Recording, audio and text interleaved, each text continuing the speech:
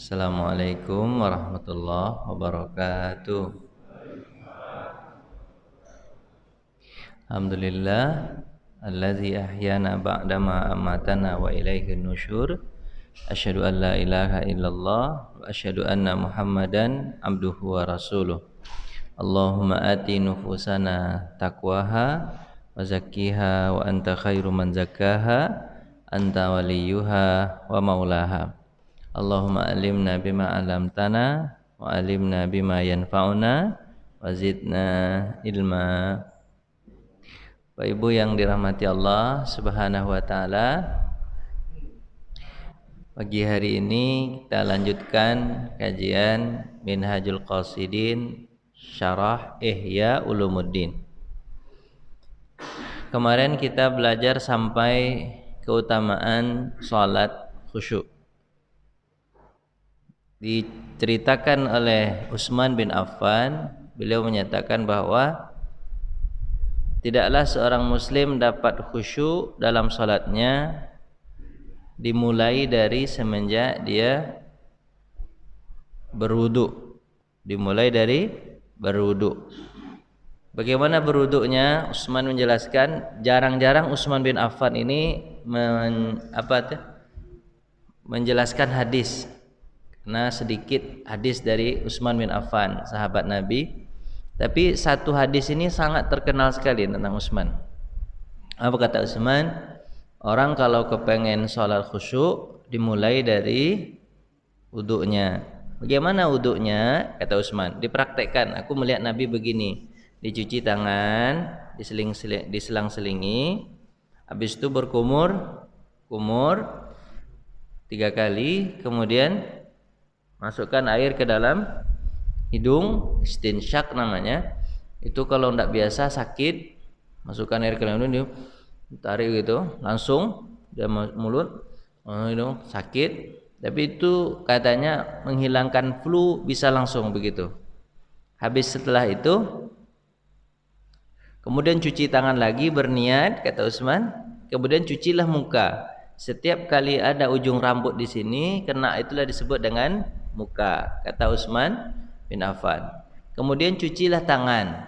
Cuman tidak dijelaskan cuci tangan itu dari bawah, dari atas ke bawah, dari bawah ke atas atau dari atas ke bawah. Tergantung. Kalau pakai kran mungkin dari bawah ke atas, dari ujung jari ke sini. Tapi kalau seandainya pakai ini gayung, bisa jadi dari atas ke bawah. Yang penting tercuci sampai apa nih? Nah itu Utsman menjelaskan begitu. Habis itu kanan, habis itu kiri, kemudian cuci kepala, ambil air, buang airnya, tinggal sisanya, ambil air ke belakang, tarik ke depan sedikit, langsung ke telinga, kata Utsman. Kemudian cuci kaki, selang-selingi jari-jari kaki sampai mata kaki, lebih daripada mata kaki itu lebih baik, kata Utsman bin Affan. Maka siapa yang melakukan itu kemudian ditutup dengan asyhadu an la ilaha illallah wa asyhadu anna Muhammadar Rasulullah.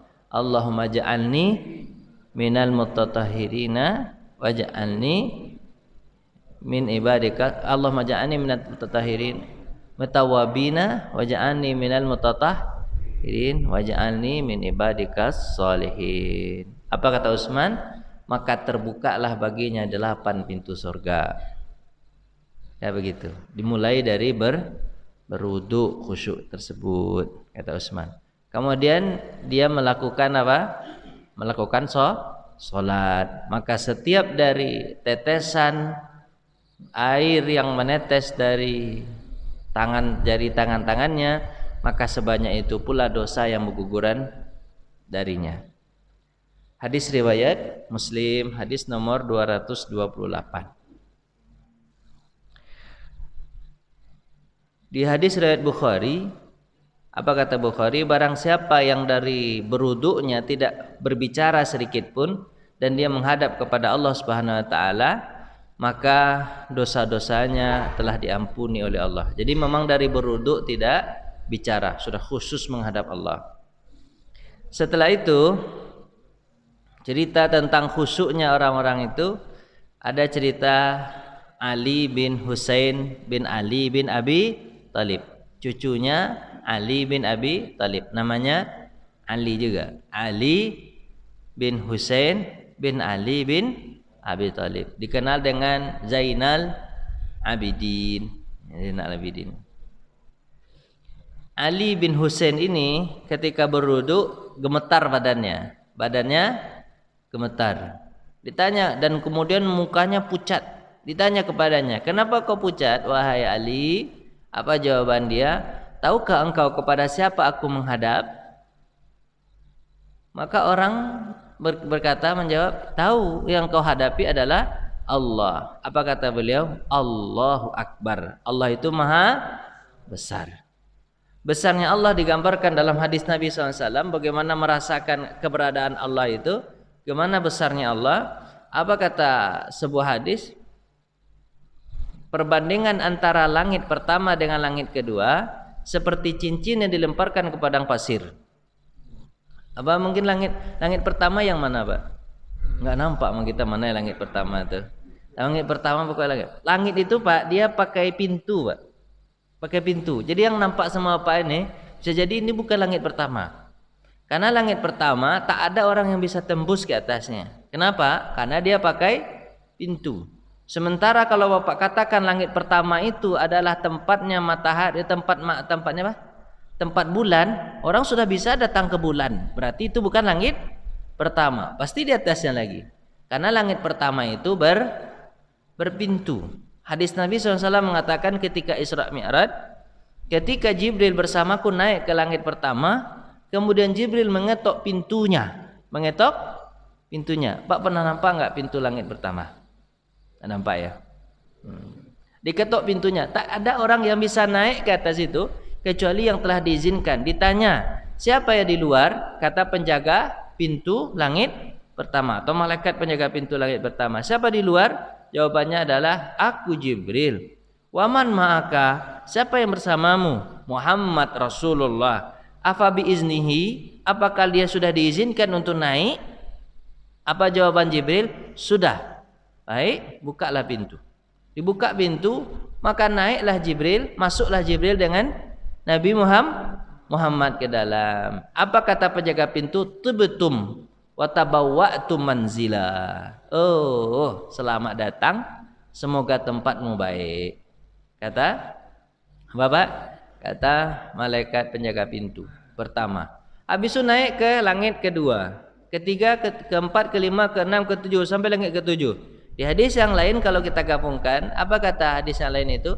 Perbedaan langit pertama dengan langit kedua. Langit pertama seperti cincin, sementara langit kedua seperti luasnya padang pasir.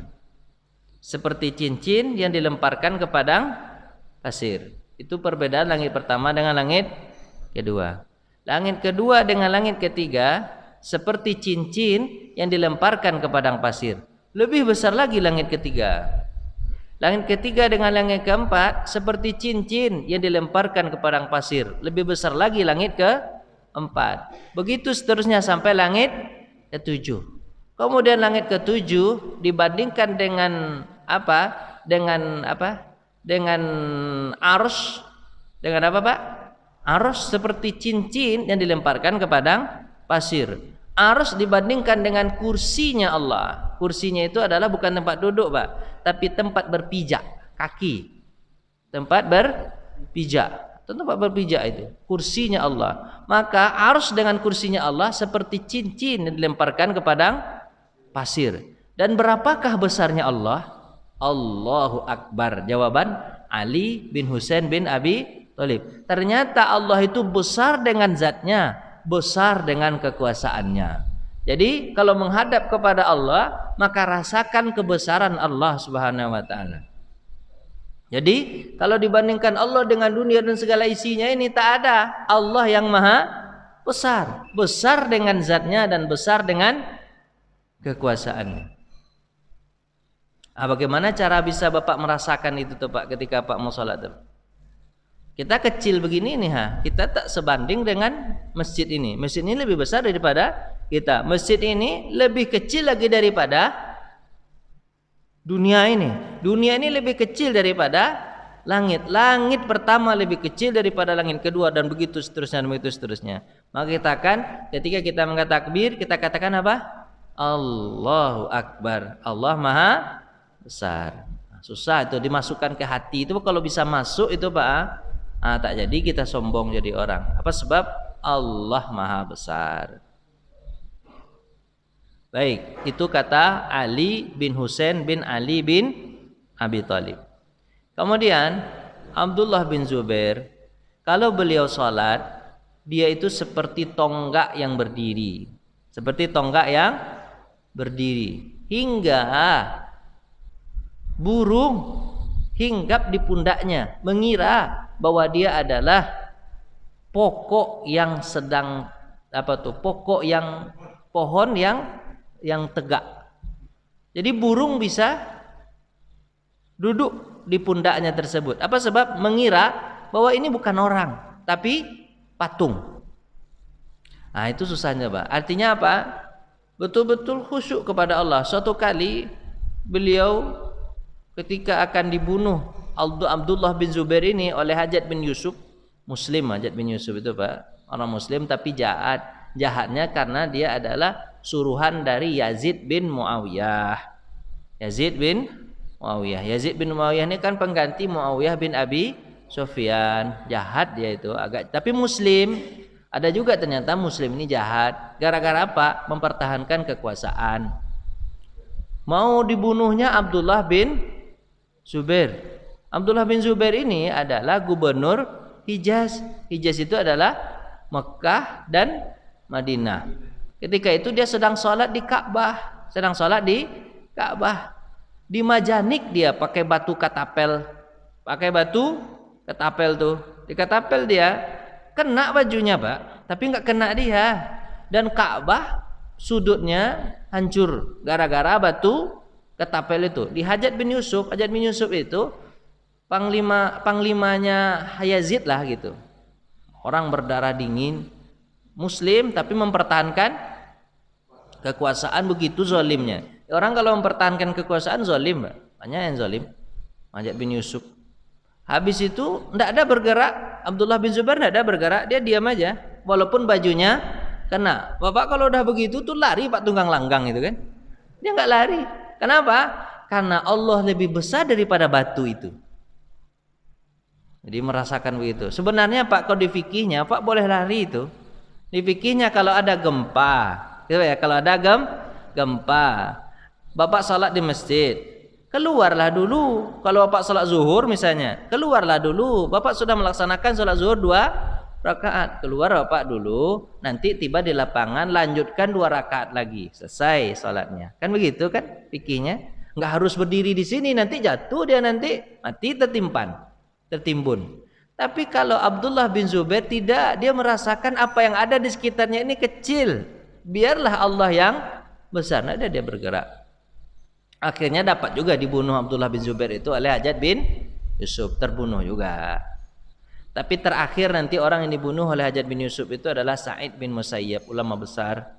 Sa'id bin Musayyab, dia bertanya Hajjaj bin Yusuf kepadanya, "Hai Sa'id bin Musayyab, apa pendapat kamu terhadapku? Coba aku tanya sama kamu kan ulama besar, ngomong sejujur-jujurnya." Apa kata Sa'id bin Musayyab? "Kalau aku ngomong sejujur-jujurnya nanti kamu marah. Ngomong aja lah, jangan kamu bohong sama aku. Sebab banyak orang di sekitarku ini bohong dia kepadaku." Apa bohongnya? Bohongnya apa? Bohongnya adalah mereka kata aku baik aja. Aku baik saja. Sekarang kamu katakan bagaimana aku? Coba sebutkan. Apa kata? Aku ngomong sejujurnya boleh? Boleh, silahkan. Baiklah, aku ngomong sejujurnya. Engkau adalah orang yang zalim. Kau orang yang zalim. Aku pernah dengar hadis Nabi SAW, tidak akan ada orang yang berani menghancurkan Ka'bah kecuali orang yang zalim. Kau berani menghancurkan Ka'bah setelah Fathul Mekah, berarti kau orang yang zalim dan dijamin untukmu neraka. Kata siapa, Pak? Sa'id bin Musayyab. Kan disuruh jujur. Hadis Nabi kan bilang begitu. Marah Sa'id bin Musayyab, dibunuhnya siapa?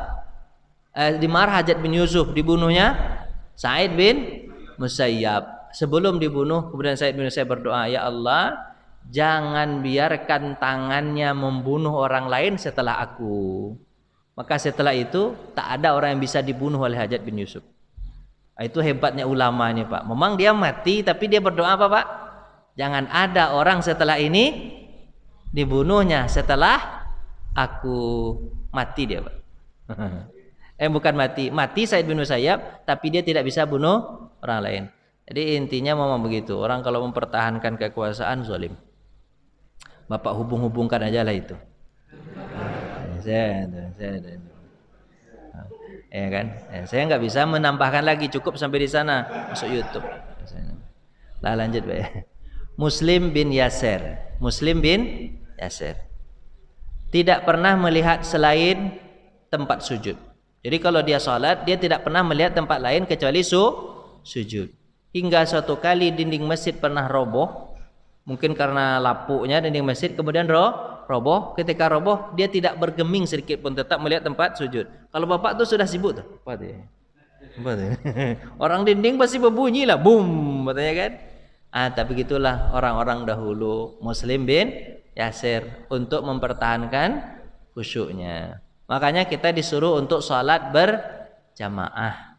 Karena mungkin kita tidak bisa khusyuk seperti khusyuknya para orang-orang itu. Tapi dengan sholat berjamaah, Nabi SAW mengatakan, siapa di antara kalian yang sholatnya lebih khusyuk daripada jamaah tersebut, maka pahalanya disamakan dengan orang yang paling khusyuk pada jamaah itu. Mungkin bapak khusyuknya pas Allahu Akbar aja, setelah itu kemana-mana perginya. Tapi ada mungkin yang khusyuknya sampai 1 rakaat, maka pahalanya disamakan dengan orang yang 1 rakaat. Kan mantap tuh, Pak. Makanya sholat berjamaah lah. Sholat berjamaah tersebut kemana-mana pun perginya tetap disamakan pahalanya dengan orang yang lebih khusyuk. Nah, lanjut, Pak.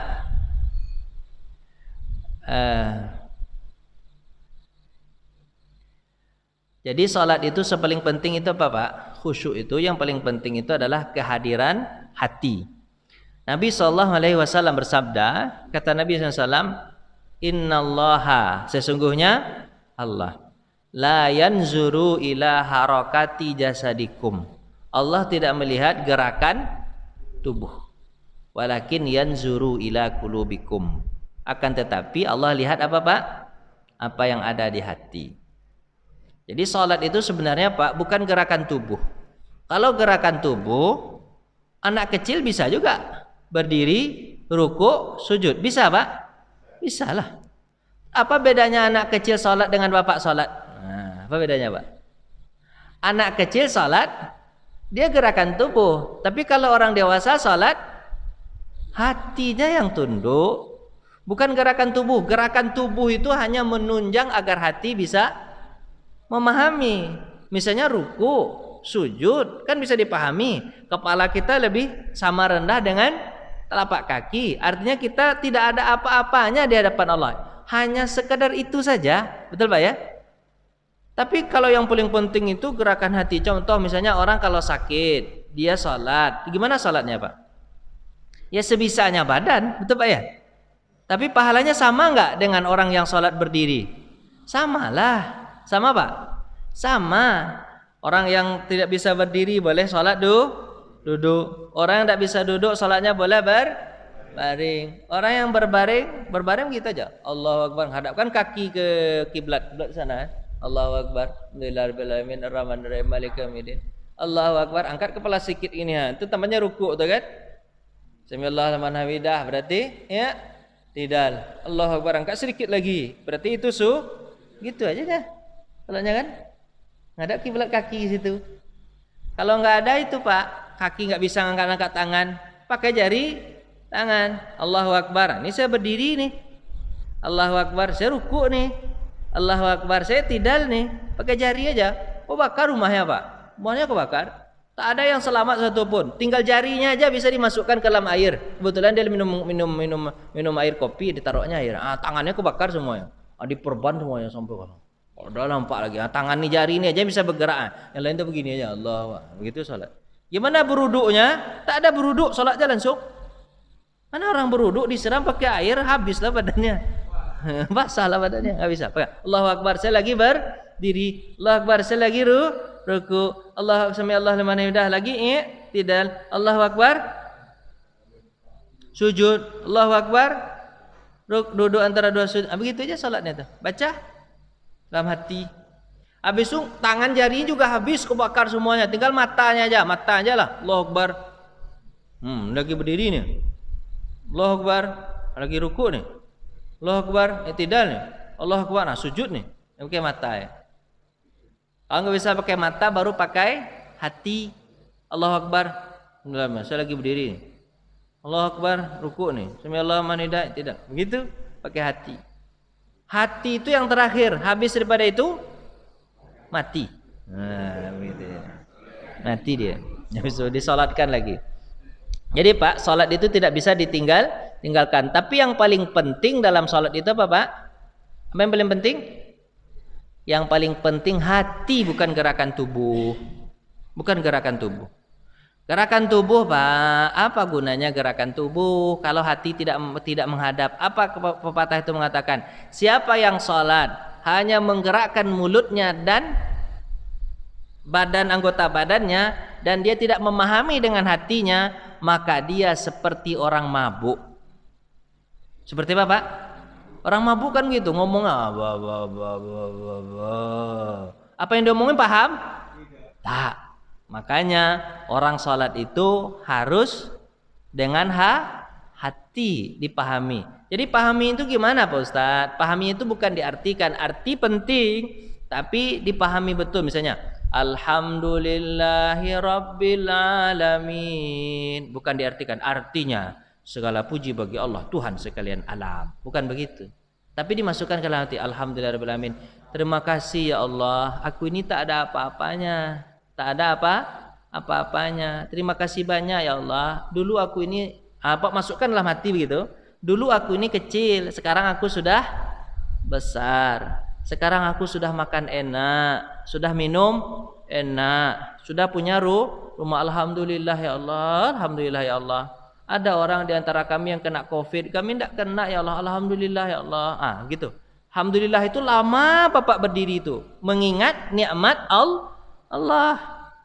Nikmat Allah ya Allah, alhamdulillah ya Allah, alhamdulillah. Orang susah makannya, saya alhamdulillah enak makannya, gitu. Alhamdulillah. Maliki yaumiddin. Ya betul. Ar-Rahmanir Rahim. Maliki yaumiddin. Engkau raja di hari pembalasan. Pak, ingat surga dan neraka tuh. Ya Allah, tak kuat rasanya hati kalau masuk ke dalam neraka. Tapi tak kuat pula kalau seandainya engkau tak masukkan aku ke dalam surga, di mana tempatku nanti ya Allah? Sebutkan begitu kau yang maha besar ya Allah. Masukkan ke dalam hati. Iyyaka na'budu wa iyyaka nasta'in. Masukkan. Kepadamu engkau menyembah, aku menyembah. Kepadamu aku minta tolong ya Allah, tolonglah aku ya Allah. Kan kita kalau diuji oleh Allah itu Pak, bedanya ujian Allah dengan ujian makhluk, beda enggak Pak? Kalau Pak dulu sekolah SD kelas 1, kelas 2, kelas 3, kalau ketika ujian gimana Pak? Ya diuji, betul kan? Misalnya nih, guru mengasih soal, itu Pak ya? Si soal. Bapak tahu nggak apa soal dari guru itu? Nggak tahu kan? Nggak tahu. Begitu juga ujian Allah. Pak tahu nggak ujian Allah itu berupa apa nantinya? Nggak tahu. Pasti apa akan kaget? Kaget apa ujian Allah ya? Terus bedanya ujian Allah dengan ujian yang diberikan di sekolah. Kalau ujian di sekolah, kita nggak boleh minta tolong ke guru. Bu guru, Pak guru. Kan Pak guru yang buat soal nih. Bu guru, Pak guru kan mengerti jawabannya nih. Pak guru, Bu guru kan tahu nih jawabannya, tolong jawabkan untuk saya. Bisa tuh Pak? Apa kata guru kita? Dipukulin kepala dikit. Ini orang ini agak gila nih anak ini. Tapi kalau seandainya kita diuji oleh Allah, gimana caranya? Kadukan kembali kepada Allah. Iyyaka na'budu wa iyyaka nasta'in. Apa doanya yang diajarkan Nabi? Allahumma la takilni turfatu ainik. Ya Allah, jangan kau tinggalkan aku walaupun hanya sekejap mata. Selesaikan masalahku ini ya Allah. Tidak tahu aku cara menyelesaikan. Jangan pandai-pandai Bapak menyelesaikan sendiri. Kalau pandai-pandai Bapak menyelesaikan sendiri namanya sombong. Apa namanya? Sombong Tuhan, tenang aja lah, aku kan sudah S3 nih. Udah selesai sama aku nih, tenang aja, selesai sama aku jawabannya nih. Jangan begitu. Kita harus minta kepada Allah. Yang Allah inginkan hanya pengaduan kepada Allah bahwa kita manusia yang lemah. Itu aja. Oh ya. Nah, jadi kembali kita bahwa dalam sholat itu rasakan apa yang kita baca agar sholat kita itu tidak disebut dengan sholat orang mabuk. Banyak juga orang yang sholat mabuk. Misalnya contoh apa? Sholat tarawih 7 menit 20 rakaat. Assalamualaikum warahmatullahi. Aduh, ampun deh, di mana letaknya sholatnya itu? Nggak tahu itu Pak ya. Nah, nanti perlu mungkin apa kajian ini juga biar sholat itu bukan gerakan tubuh, tapi apa? Hati. Lanjut. Makna hati itu akan hadir kalau seandainya kita punya semangat yang tinggi dan tahu kebesaran Allah Subhanahu wa taala.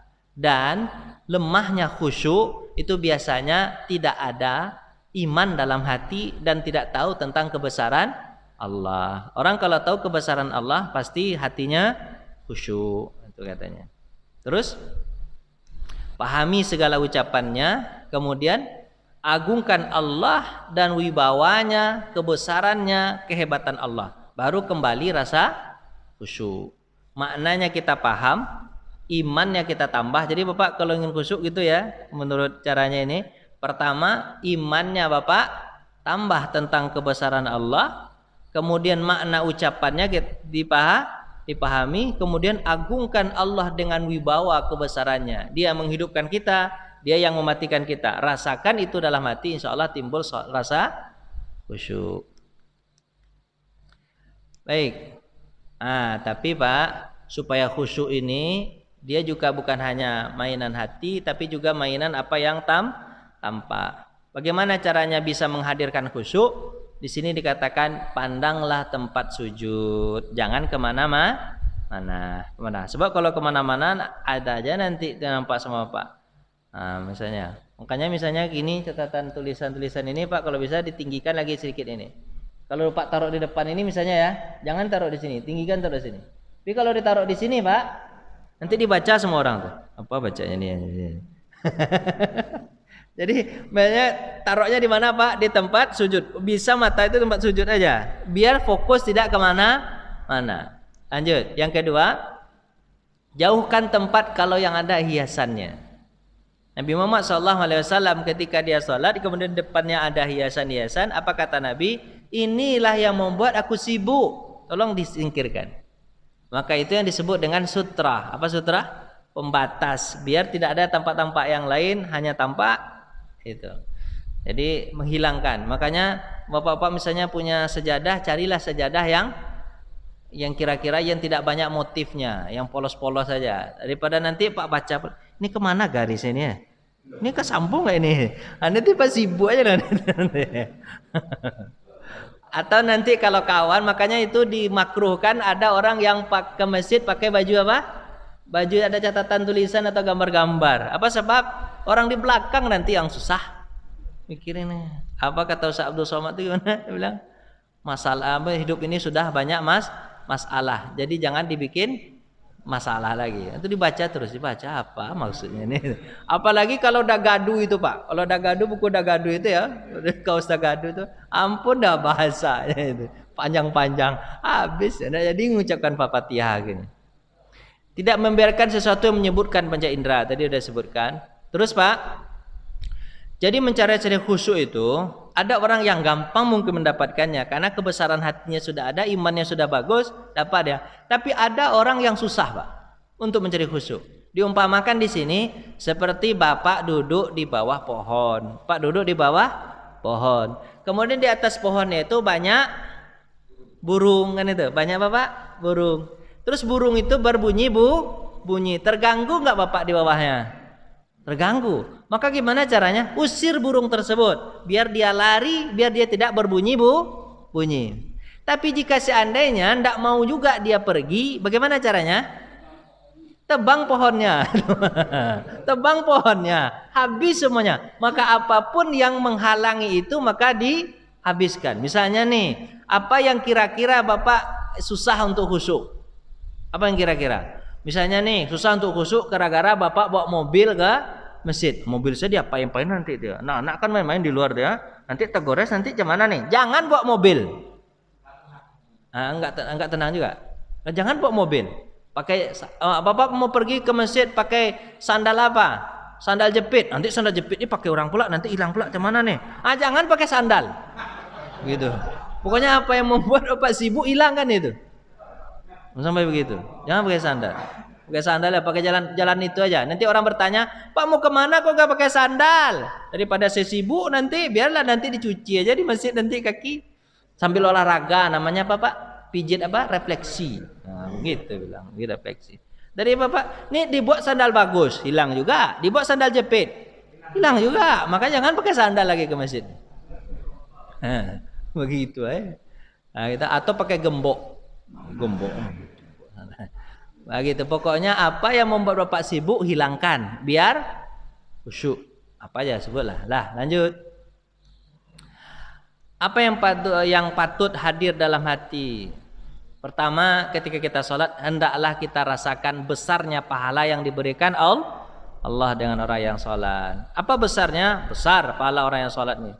Dijamin baginya kalau dia khusyuk, sholatnya orang menang. Qad aflahal mu'minun alladzina hum fi sholatihim khasyun. Menang dia, menang dunia, menang akhirat. Yang pertama dihisab Allah, yang kebaikan manusia adalah sholat. Kalau sholatnya sudah bagus, maka yang lain dianggap bagus. Yang pertama dosa yang dihisab Allah, dosa nih Pak. Dosa yang pertama ditanya Allah kepada manusia adalah dosa sesama manusia, yaitu membunuh. Kalau dia pernah membunuh satu orang, yang lain dianggap salah. Makanya jangan sampai membunuh orang.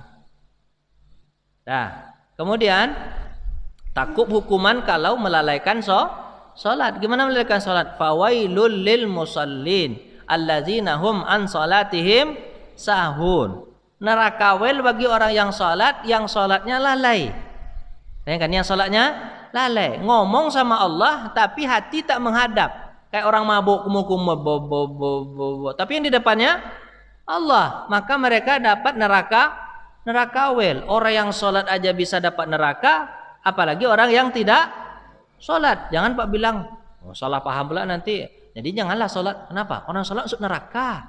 Makanya jangan sholat. Tidak begitu. Orang yang sholat aja bisa masuk neraka gara-gara lalai. Apalagi yang tidak sholat. Pemahamnya kan begitu. Jadi rasakan harapan pahala, takut lalai.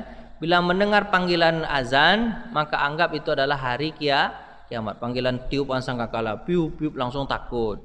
Langsung hadirkan kebesaran Allah. Terus bila disuruh menutup aurat, maka tutuplah aurat dalam sholat. Jadi kalau Bapak nutup aurat itu artinya apa? Tutup dosa Bapak, jangan berbuat dosa ke orang lain. Jadi kalau Bapak dalam sholat itu, Bapak misalnya nih sholat, kan orang sholat omongan dia baik atau buruk Pak keluar? Ada enggak orang sholat isinya adalah umpatan-umpatan? Ada. Makanya di luar sholat ucapannya jangan mengumpat-ngumpat, jangan menghardik-hardik, jangan segala macam. Itu nanti tutup semuanya. Hati kita hanya kepada Allah semuanya. Begitu. Dah lanjut. Bila ia menghadap kiblat, nanti sebentar lagi pertanyaannya Pak ya. Bila ia selesai ini nanti kita pindah ke bab baru. Bila ia menghadap kiblat, gitu. Menghadap kiblat, hati apa tuh? Artinya hatinya harus menghadap Allah, tidak ada kemana-mana lagi. Lanjut. Bila ia bertakbir, rasakan kebesaran Allah. Gimana tadi? Allahu Akbar. Diulang-ulang lagi Pak ini Pak. Yang tadi sudah dijelaskan, diulang-ulang lagi. Terus bila dia berta'awuz, ingatlah bahwa dia sedang berlindung kepada Allah. Kalau sedang berlindung kepada Allah berarti tidak ada tempat berlindung lain kecuali hanya Allah. Jangan berlindung kepada jimat, jangan berlindung kepada dukun, jangan berlindung kepada yang lain. Dan berlindung hanya kepada Allah. Lanjut. Rasakan tawadu kita dalam ruku, rasakan hinanya kita dalam sujud. Kemudian pahami zikir-zikir dengan penuh perasaan. Kita zikir misalnya subhanallah, maha suci engkau ya Allah, ya Allah, engkau hebat ya Allah, alhamdulillah, segala puji bagi Allah, Allahu akbar. Pahami. Lanjut, adab-adab yang berkaitan dengan sholat Jumat. Ini sholat Jumat ini ditambahnya bersiwak, mandi, kemudian menghias diri, berangkat di awal waktu, terus tidak melangkahi pundak jemaah yang lain, tidak lewat di depan orang yang sholat, menghentikan sholat dan zikir ketika khatib naik mimbar, itu sholat Jumat ya, melaksanakan sholat sunnah, kemudian berusaha tetap tinggal di masjid sampai semampunya, memperbanyak salawat, membaca surah Al-Kahfi, bersedekah, kemudian menjadikan hari Jumat untuk amal akhirat, menahan diri dari kesibukan dunia. Semua slide-nya sudah selesai. Ini tentang sholat. Jadi intinya dalam sholat itu adalah carilah sholat yang khusyuk. Silahkan Pak, kalau Pak mau tanya jawab, kita bertanya jawab. Kalau tidak, kita lanjut ke bab berikutnya. Ada Pak, silakan. Lanjut. Oh, tanya Pak, silakan Pak Haji. Assalamualaikum warahmatullahi wabarakatuh.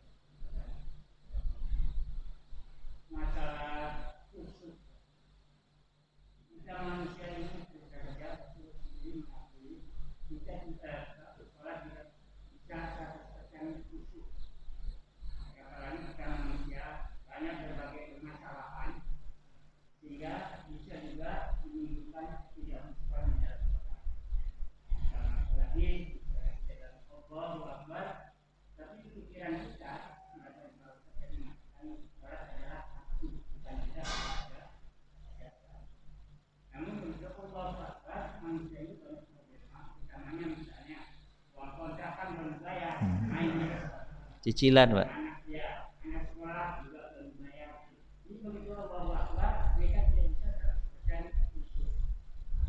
Jadi bagaimanakah untuk khususnya sholat kita agar benar-benar khusus tenang begitu Allahu Akbar, permasalahan ini secara praktis hanya kedua yang berkaitan dengan wudhu.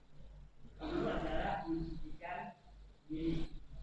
Sebab pengaruh daripada wudhu ini akan mempengaruhi juga di dalam sholat. Kalau memang wudhunya tidak sempurna, maka sholat itu tidak sempurna. Kalau dikatakan perpahaman terdapat seperti sholat. Sungguh beruntung orang-orang yang selalu mensucikan dirinya untuk mengingat Allah dan menegakkan sholat. Maka mohon bagaimana supaya kita bisa lebih khusyuk, setidak-tidaknya 75% Assalamualaikum warahmatullahi wabarakatuh. Pak, la yukallifullahu nafsan illa wus'aha. Allah tidak membebani kita kecuali hanya sekedar usaha kemampuan kita. Jadi Pak, Allah tidak menyuruh kita untuk menjadi orang yang baik seperti Nabi Muhammad, tapi mengarah-arah ke sana aja. Dan Allah mudahkan. Kullu muyassaran lima khuliqalah. Seluruhnya dimudahkan Allah. Sudah mengarah begitu aja udah cukup sama Allah. Bapak mungkin mendengar cerita tentang, kalau dihubungkan ceritanya tentang apa?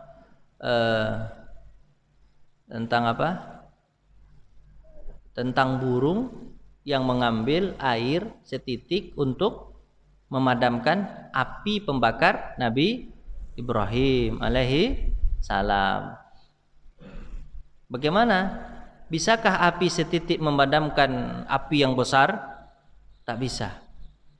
Kemudian tentang cicak yang meniup-niup api agar dia membesar. Bisakah cicak meniup api sampai besar?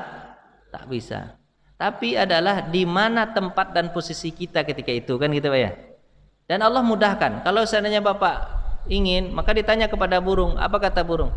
Apa kata orang ditanya kepada burung? Burung, kenapa kau ingin padamkan api dengan setitik air? Bisakah dia padam? Apa kata burung? Allah tahu di mana posisi saya. Artinya apa? Kalau kita hubungkan dengan cerita itu, Bapak sudah berusaha aja untuk khusyuk dan mengarah-arah aja, walaupun di takbirnya aja dapat dan sudah baik tuh. Mengarah-arah. Kullu muyassaran lima khuliqalah. Jadi enggak kalau memang bisa khusyuk sampai akhir itu yang terbaik, yang ideal. Seperti sholatnya Nabi, makanya Nabi mengatakan apa? Karena ketika diuji para sahabat-sahabat itu untuk salat khusyuk, tak ada yang bisa salat khusyuk. Kemudian apa kata Nabi? Kalau kalian bisa salat khusyuk dari awal sampai akhir, maka malaikat pasti akan menjabat tanganmu dan mengajakmu langsung masuk surga. Makanya kalau ada orang yang meninggal ketika salat, berarti khusyuk salatnya itu Pak. Diajak masuk surga. Dijabat tangan langsung diajak masuk surga. Kalau bapak meninggal dalam keadaan tidak sholat, berarti sholatnya nggak khusyuk-khusyuk betul tuh. Orang yang sholat khusyuk langsung dijabat tangannya, kemudian diajak masuk surga. Makanya sesanggupnya saja. Terus diulang lagi di bapak nanya tentang ini saya jawabnya tetap diulang belum bisa jawabnya yang lebih. Gimana cara khusyuk? Cara khusyuk itu ada dua, ada zahirnya, ada batinnya. Zahirnya apa? Semua apa yang membuat kita sibuk kita tinggalkan dulu. Misalnya apa yang membuat Bapak sibuk? Apa aja membuat sibuk? Maka misalnya ketika mau sholat hari ini yang membuat Bapak sibuk adalah bawa mobil, tinggalkan mobil. Masih ada juga lagi apa tuh? Sandal, gak usah pakai sandal. Masih ada juga lagi apa lagi? Istri, anak. Gimana diapain itu ya? Diapain ini? Buang dulu ya. Susah juga itu Pak ya. Disuruh dia pergi ke masjid daripada dia di rumah macam-macam. Ikut salat masjid, salat sama-sama yuk gitu. Pokoknya bagaimana caranya Pak yang tahu. Untuk menghilangkan jangan terlalu kepada itu zahirnya. Tapi kalau batinnya pahami apa yang dibaca. Zahirnya lagi ketika salat pakai tomakninah, jangan tergesa-gesa. Sebab kalau tergesa-gesa, kalau fikih itu mengajarkan dua salat khusyuk. Pertama tomakninah, yang kedua pahami apa yang dibaca. Tomakninah itu ketika berdiri ya berdiri. Setelah selesai membaca ayat jangan langsung ruku, tahan dulu paling kurang 3 detik. Tik tik tik. Siap-siap aba-aba untuk Allahu Akbar. Jangan Bismillahirrahmanirrahim. Amin Allahu Akbar. Nah, di situ tuh hilang tuh khusyuk tuh. Tahan dulu 3 detik. Tik tik tik baru Allahu Akbar. Jadi aba-abanya itu jelas gitu ya. Terus ketika ruku mau i'tidal, subhanarabbiyal azim ya bihamdi, jangan langsung samiallahu. Tahan dulu 3 detik. Tik tik tik, itu yang disebut dengan tomakninah. Kalau dengan gerakan badan itu dia tidak terlalu tergesa-gesa, maka timbullah rasa hati. Dan biasanya khusyuk itu Pak, kalau Bapak dalam keadaan susah. Kalau dalam keadaan senang-senang ini susah khusyuknya Pak. Tapi Bapak nanti bertengkar sama istri, habis itu Bapak sholat tahajud, itu timbul khusyuk tuh. Tuhan, istri cuman nih, dia minta cerai juga. Timbul khusyuk. Jadi orang tuh khusyuk tuh kalau masalah ada Pak. Kalau nggak ada masalah santai aja dia nggak butuh betul sama Allah. Kalau ada masalah nanti mulai khusyuk. Malah Pak, ada masalah. Nanti Bapak kena COVID misalnya, tuh khusyuk. Silakan Pak Haji. Pak Haji. Iya.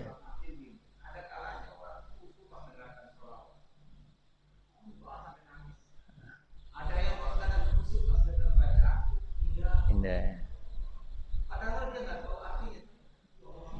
Ini.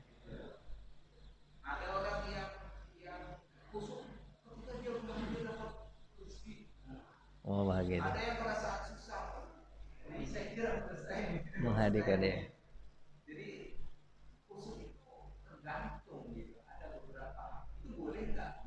Iya. Boleh Pak. Jadi apa yang kira-kira membuat Bapak khusyuk itu Pak perbanyak. Ya kan? Ketika misalnya Bapak khusyuk ketika zikir diam. Kan ada orang yang zikir diam dia khusyuk kan? Nah, Bapak berarti cara Pak khusyuk adalah zikir diam. Ada juga orang yang zikir itu kalau dia ada gerakan. La ilaha illallah, itu khusyuk dia. Pakailah zikir gerakan, tidak ada masalah. Ada orang yang zikir itu kalau dia bersuara terdengar sama diri di khusyuk dia. Kayak kawan saya kalau sholat tahajud itu dia nggak bisa diam. Kalau diam dia sholat tahajud tidur dia di sholatnya. Makanya harus bersuara dia. Baca doa itu kan. Ada orang yang Pak di sholatnya dia nggak khusyuk, tapi pas ketika doanya Allahumma dafa'annal bala awal baba nangis dia. Banyak-banyak doa itu. Banyak-banyak doa itu. Jadi bagaimana cara menimbulkan khusyuk terserah Bapak sendiri. Bagaimana cara menimbulkan ini, dan selama itu tidak menyalahi syariat. Tapi kalau bapak lagi sholat, habis itu bapak goyang-goyang, itu goyang-goyang dangdut, poco-poco, itu tidak ada itu. Tapi selagi begitu yang diajarkan, boleh bapak mau ngapain aja boleh. Baca ayatnya agak keras boleh, diam boleh juga tidak masalah, itu kan. Agak goyang-goyang sedikit tidak masalah, itu kan. Yang terlalu banyak.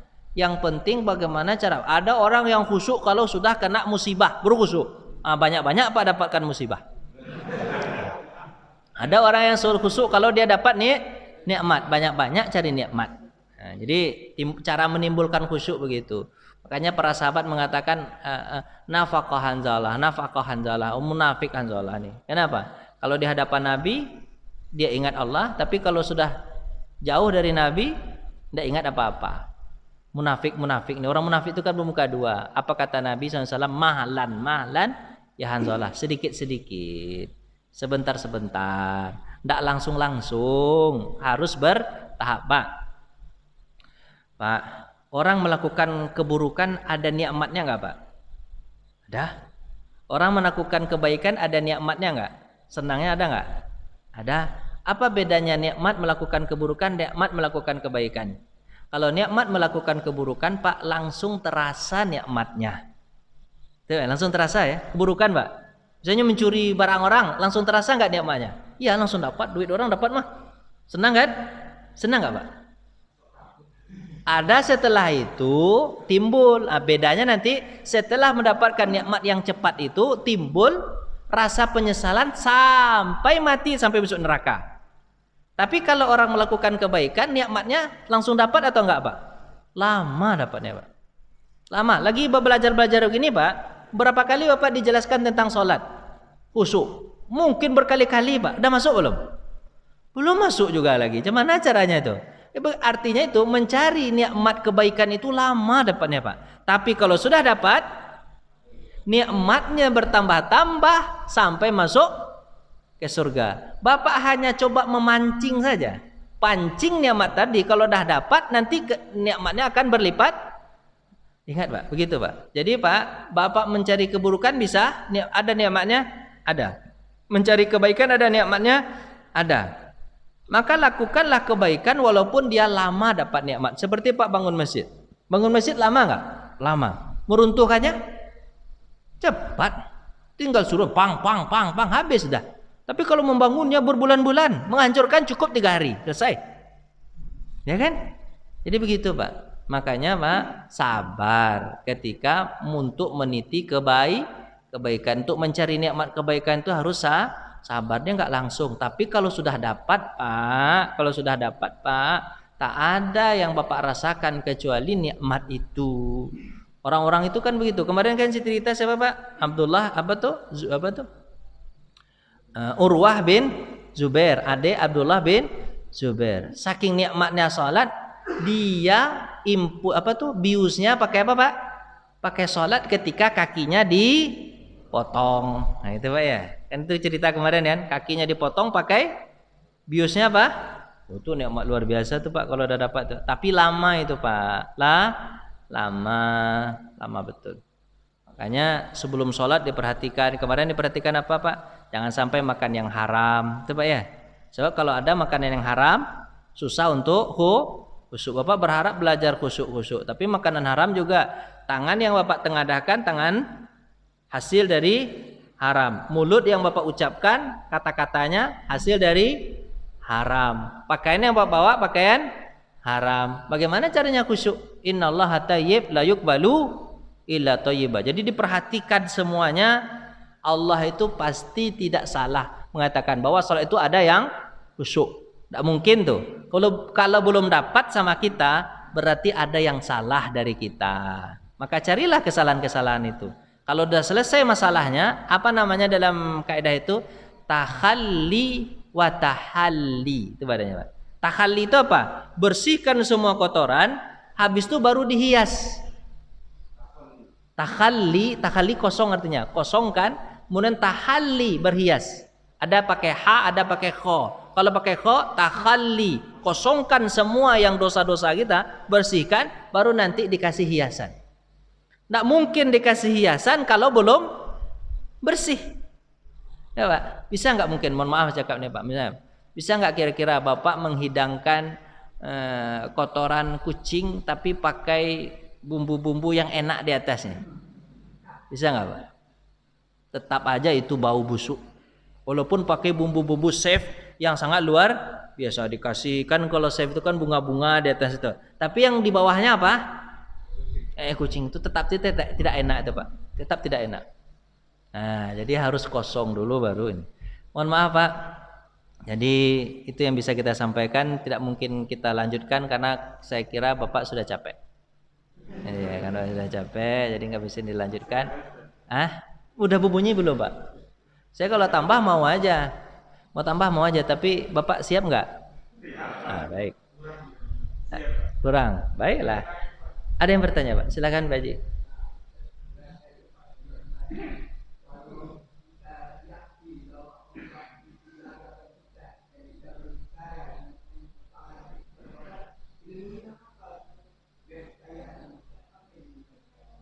Sama itu Pak. Ilmunya adalah tauhid tinggi. Tauhid. Nanti belajar ilmu tauhid dulu. Belajar kebesaran Allah dulu. Allah melihat enggak kalau kita lagi begini? Allah tahu. Allah lihat enggak kalau kita lagi berbuat baik? Allah tahu enggak? Tahu. Itu tauhid yang sangat tinggi. Ma'rifatullah nama pelajaran tauhidnya. Itu berat itu Pak. Harus bertahap tuh Pak ya. Pelajaran tauhid, perkuat segala macam. Nanti insya Allah kalau udah selesai buku ini kita lanjut ke tauhid, mudah-mudahan bertambah ilmunya. Nah, makin rasa. Tapi pelajaran tauhid itu yang paling mantap menjelaskan itu adalah A'agim. Bapak undanglah A'agim ke sini. Wah. Tauhid itu tinggi betul itu kalau A'agim. Baik, kalau mau ditambah saya tambah, kalau tidak kita pulang. Tambah Pak? Tambah, baik. Babnya atau pertanyaan silakan Pak. Ada lagi Pak tentang khusyuk? Ibu-ibu ada Bu? Nggak ada. Baik, kalau kita tambah tentang zakat nih Pak. Kita masuk ke zakat. Pembahasannya Bapak? Zakat. Zakat itu kan ibadah apa namanya Pak? Ibadah harta ya. Zakat itu ibadah harta. Kalau ibadah itu kan ada dua, ada namanya ibadah ruh. Berarti ibadah yang ada dalam hati itu masuk ke dalam syahadat ya. Syahadat itu ibadah ruh. Kemudian kalau salat itu ibadahnya sudah dua itu, ruh dan jasad. Ruh satu dengan jasad. Kemudian kalau zakat tambah lagi, ada ruhnya. Puasa dulu, puasa ya deh. Puasa itu ada ruhnya, ada jasadnya. Harta ada enggak ya? Enggak ada. Tambah zakat. Kalau zakat itu tiga-tiganya. Ada roh, jasad, dan materi. Kalau haji juga begitu. Roh, jasad, dan materi. Jadi ini makin susah ibadahnya. Makin susah. Salat kalau syahadat tidak bermodal. Salat enggak bermodal juga. Kalau pemodal hanya pakai apa Pak? Pakai baju aja. Pakai. Kalau puasa agak sedikit modalnya, harus ada buka, harus ada sahur dan berbuka. Kalau zakat banyak modalnya tuh, harus banyak mengeluarkan duit, ya kan? Haji, tapi lebih banyak lagi modalnya, Jadi ini ibadahnya makin lama makin susah. Tapi Allah Subhanahu Wa Taala memberikan kepada kita tidak sesusah itu ibadah itu yang paling penting hanya syahadat dan sholat. Puasa misalnya, kalau kita ibaratkan ini apa namanya Pak? Ibaratkan kita tambah. Saya takut kalau menambah banyak-banyak, ini aja lah dikuatkan dulu. Misalnya ini Islam, apa ini Pak? Islam. Islam itu Bapak pegang dengan 5 rukun atau Bapak menjalankan rukun kelima-limanya dengan 5 rukun. Syahadat juga, sholat juga, puasa juga, zakat juga, haji juga. Pak pegang Islam itu dengan 5 rukun, Pak laksanakan semuanya. Kira-kira Islam yang ada di tangan Bapak kuat atau tidak? Sangat kuat. Kira-kira kalau ada orang yang ngambil, kira-kira bisa nggak? Dia coba tanggalkan Islam pada Bapak, bisa nggak? Nggak bisa, dia kuat pegang, kuat. Tapi ketika Bapak tidak sholat, bisa nggak? Bapak tidak haji, misalnya haji di sini. Bapak tidak haji, bisa nggak Pak? Bisa aja. Karena Bapak tak ada duit, masih Bapak pegang Islam dengan 4 rukun. Masih kuat nggak? Masih. Habis tu, jika seandainya nih Bapak tidak zakat karena duit tidak ada, tak cukup nisab, bisa Pak tinggalkan zakat? Bisa. Islam masih terpegang enggak? Masih. Bapak tinggalkan puasa karena Bapak sakit dari semenjak kecil. Kata dokter, ini kalau tak minum sekali 2 jam mati. Maka harus minum. Tak apa-apa Bapak kan? Boleh diganti dengan fidyah. Kalau Bapak ada duit, kalau tak ada duit, tidak ada ganti sama sekali. Udah, begitu aja lah, tinggalkan aja lah. Bapak tak puasa, masih terpegang Islam? Masih. Tapi yang 2 ini tak bisa lepas satunya. Syahadat sama salat. Syahadat ini adalah pondasi awal karena ini adalah iman yang kuat. Salat juga tidak bisa ditinggalkan. Dalam kondisi apapun salat tidak bisa ditinggalkan. Sampai-sampai Nabi Muhammad ketika dalam perang salat seperti dalam perang. Dalam perang gimana Pak salat? Ya dalam pegang apa? Pegang apa? Pegang pedang. Pegang pedang senjata. Waktu udah mau habis misalnya, kita belum salat lagi. Wudhu tak mungkin. Udahlah salatnya lagi dalam keadaan begitu. Bismillahirrahmanirrahim. Allahu akbar. Alhamdulillahirabbil alamin. Arrahmanirrahim. Teng teng teng. Maliki yaumiddin. Ya kana berdua, ya kana teng teng. Maliki yaumiddin. Ya kan. Begitu salat, Pak. Sampai begitu salat dalam keadaan perang. Boleh ditinggalkan sama sekali. Ini salat. Ini salat. Terus Pak, kalau di barat bangunan, maka dibaratkan bangunan rukun Islam itu seperti 5. Ini saya tutup dengan ini, jangan saya tambah zakat lah dulu. Tutup dengan ini aja lah. Barat bangunan, misalnya bangunan ini pondasi Pak ya. Syahadat itu adalah pondasi. Kalau seandainya pondasinya bagus, insya Allah dindingnya lurus. Tapi kalau pondasinya mencong-mencong Pak, atau miring-miring Pak, biasanya gitu, salatnya juga miring-miring nanti itu. Oyong-oyong tuh salatnya tuh Pak. Ini pondasi ini penting dulu. Sebenarnya yang paling penting itu dia tidak kelihatan betul. Syahadat itu tidak kelihatan, iman itu tidak kelihatan, tapi ini penting betul. Ini penting betul. Itu nanti belajar di ilmu tauhid. Di situ ditanamkan betul bagaimana kebesaran Allah. Maka terlihatlah salatnya lurus. Tapi kalau pondasinya miring-miring, nanti salatnya miring-miring tuh. Apa yang ada di atasnya pasti dilihat dari bawahnya, itu Pak ya, dilihat dari bawahnya. Kalau bawahnya bagus, kokoh, itu kapan dimulai Pak tauhid itu? Itu dimulai dari semenjak kecil. Bukan besar ini susah karena sudah banyak maklumat masuk ke dalam otak kita untuk membesarkan Allah itu berat Pak. Tapi kalau di semenjak kecil, makanya Pak, putus mata rantainya dari kita, jangan sampai anak kita juga seperti kita. Sahabat Nabi Muhammad SAW dari kecil sahabat itu diajarkan tauhid Pak. Apa contohnya? Kepada ya gulam, idza sta'anta fasta'in billah. Itu kan mengajarkan kepada Abdullah bin Abbas. Dikonceng Abdullah bin Abbas di belakang, anak kecil nih, usia 10 tahun, 7 tahun. Ya gulam, idza sta'anta fasta'in billah. Kalau kamu minta tolong aja sama Allah ya nak ya, jangan sama orang lain ya nak. Bisa enggak Pak kira-kira begitu ngajarin anak? Iza sa'alta fas'al billah. Kalau kamu minta sesuatu, minta sama Allah, jangan minta sama orang ya nak ya. Tauhid sangat luar biasa tuh Pak. Luar biasa tuh tauhid tuh Pak. Ya kan? Tauhid luar biasa tuh. Itu susah tuh ngajarin tuh Pak. Harus dari semenjak kecil rasakan kebesaran Allah tuh. Tauhid, pondasi itu namanya. Nanti setelah itu baru apa Pak? Salat. Salat itu adalah as-salatu apa tuh? Salat itu kalau kita ibaratkan ya dinding-dinding ini. Ini dinding. Ya kan? Salat itu. Salat imaduddin, tiang bukan dinding Bapak. Salat itu imaduddin. Salat itu adalah tiang-tiang. Mungkin di sudut ini ada tiang-tiang nih Pak, teman tak tampak sama Bapak nih. Ini kan dibangun ada tiang-tiang nih Pak ya. Yang tampak itu tiang begitu untuk penyanggah semuanya, biar dia terikat. Habis itu baru puasa. Puasa itu kata Nabi sallallahu alaihi wasallam as-siyamu junnah. Puasa itu seperti perisai. Berarti dia adalah dinding-dinding biar tidak masuk maksiat, itu adalah puasa. Kemudian zakat itu adalah innamas shadaqat khuz min amwalihim shadaqatan tutahhiruhum wa tuzakkihim. Seperti jendela untuk mengeluar masukkan udara. Kalau dinding semua, kemudian tak ada jendela tempat keluar masuknya udara, kira-kira bangunan itu seperti apa Pak? Pengap. Orang yang makan tapi tak BAB, kira-kira gimana? Orang makan tapi tidak pernah BAB, gimana bentuknya Pak? Buncit, perutnya besar, nggak pernah BAB. Jadi kalau makan habis itu dikeluarkan, makan keluarkan, bahasanya kan begitu. Ada yang masuk, ada yang keluar, itulah zakat. Kemudian haji itu adalah atap. Haji itu adalah atap sebagai pelengkap. Haji itu adalah atap. Atapnya bagaimana? Kan kalau orang haji pakai peci haji, tandai Pak ya? Ya haji peci putih. Nah, kayak Pak Haji. Kalau saya bukan haji, masih hitam. Berarti apa namanya ya? Pak Hitam ya? Haji kan ditaruh di depan untuk menggambarkan bahwa dia sudah haji, maka pakailah peci. Gunanya apa Pak? Ketika dia akan melakukan perbuatan maksiat, dia ingat putih peci saya dah haji ya, tak jadi tuh. Malu. Maka penting tuh. Haji itu kan kenampakan, maka atap itu kan kelihatan dari luar kan, kelihatan langsung. Oh dia dah haji, orang dah langsung ini aja tuh. Haji maaf haji, jangan. Nah gitu kan.